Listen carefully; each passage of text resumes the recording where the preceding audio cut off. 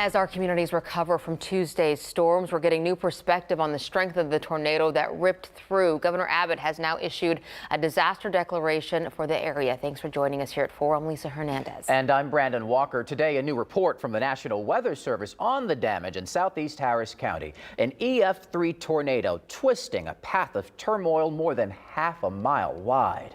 KPRC 2 Chief Meteorologist Frank Billingsley is in Pasadena right now, surveying the damage as well. Frank. Brandon, let me tell you what, I'm standing right here in a house that was hit with 140-mile-an-hour winds. We're going to meet the lady, the victim of this tornado. She was right here where I'm standing. She went to her couch, grabbed her dog, and started praying because she had heard there were tornadoes elsewhere. So she was praying for those people when suddenly she heard the sound of a train, and she just took cover and was hit on the head by something and knocked out for a moment. And then when she woke up, it wasn't like this, it was still going on. It's amazing when I look around here and see all of this debris, and I see CDs on the wall and old albums there. You can see the roof is gone. Here's the chimney right here. When she was able to get to her senses, she started to ask for help, and sure enough, the neighbors that are right next door, whose house is pretty unscathed, they were able to help her. So I get out of here. I want you to meet her. Her name is Norma, and she's amazing. Her dog's disappeared, but they found one yesterday and found another today, and she was kind enough to come over. And Norma, I can tell this is still difficult for you to see. I know. I know. I'm so sorry. I'm so sorry. God saved you. I'm truly amazed. I'm here to talk to you. Yes, when I hear the noise, like choo-choo train, and then I start praying for the people. I see the Katy, it's a tornado. Mm-hmm. And I start praying for that people, the poor people. And I start praying when I hear the noise behind me. And then I hear a lot of noise, and I see everything going that way. And then the ceiling is coming. There's one, I pick it up my dogs, and I bend there, and I'm waiting.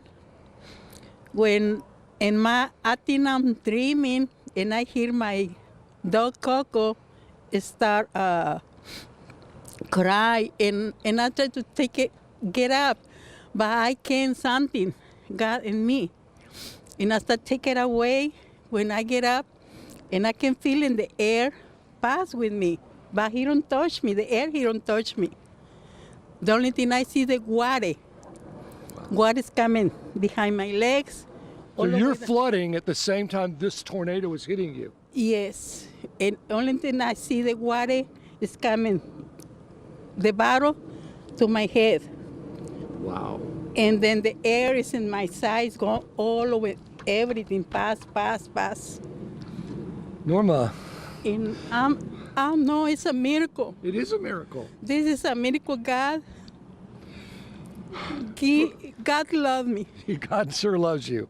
Are these your my granddaughters? Granddaughters? Yeah. And the two pups here? This is Coco. This is the runaway. And we've obviously found the dog. Yeah, she's so scary. And Max stayed with me because I hold on with his hand. Yeah.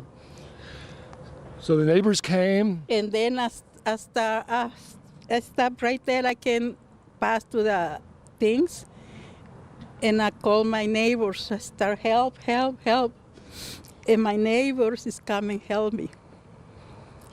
I give you my dog first. He said, let him go. I said, no, taking my dog first. And he taking my dog, and then he's coming for me. And he taking me, help me get out. You have a pretty sweet grandma here, don't you? Yes, I do. That must have scared the heck out of you girls, huh? Yes. Where do you live? We live with her and our parents. We're part-time. We go back and forth. So to help out? Mm-hmm. Yes. We live right down the street from her, and as soon as me and my dad were at home, as soon as he looked outside, because we have an awning outside our backyard, and we were just watching TV. After I got home from college, he was home from work. He works at home and works at his job, and I was just thinking about my grandma being home alone with the puppies because my uncle lives with her full time and he was at the VA because he had a procedure done. And I kept calling her and everything, and then we finally were able to. When you saw this, you must have just broken down. I mean, this is, I'm amazed. It's amazing that really so far we haven't heard of anything other than minor injuries. You know one more miracle? My Mary, my Virgencita de Guadalupe, is still right there in the corner. Wow. And he stayed with me in the side. Nice. He don't blow right here, he don't blow right here to my size. And I pick it up, it stay with me. Well, I'm sad for your story, but I love hearing it. And I'm glad you're standing and able to tell it to us. I wish you and your family everything and all the good luck in the world. Yes, I'm lucky, and my son is in the hospital. I'm glad he's not here because he's sick. Wow. Yeah, he's got a lot of health problems. Well, you're a family full of miracles, so something tells me he'll do better. Yes. Okay.